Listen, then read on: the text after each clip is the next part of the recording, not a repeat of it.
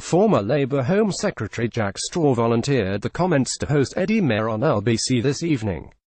Mr Straw said, gravely, Jeremy Corbyn has got a lot to prove if people are going to be satisfied that national security is going to be safe in his hands. Mr Corbyn's difficulty in convincing the British public and me about whether the county would be safe in his hands is his record in his past. It's nothing to do with Palestine. I don't remotely share Mr Corbyn's view about the state of Israel or the Israeli government, but I do share his opinion about the terrible injustices that have been dealt to the Palestinian people, but this is about his support for terrorist groups. I've heard him speak up in support of the IRA and come out with some extraordinary special pleading on the behalf Brexit.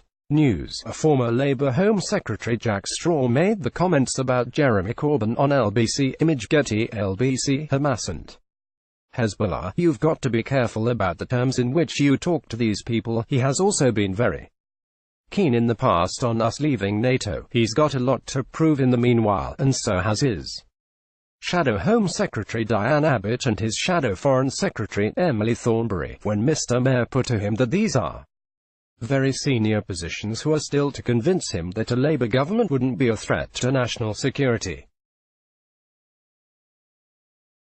Mr Straw simply replied, yes, they've got to work hard on this because of where they've come from. That's the truth of it. In his show later that evening, Nigel Farage stuttered, I don't think I've ever heard anything more damning said by a former senior member of a party about the current leader. I can't think of anything comparable. Meanwhile, Mr Corbyn has been warned he faces more resignations by Labour MPs unless he gets a grip on the problem of anti-Semitism within the party's ranks.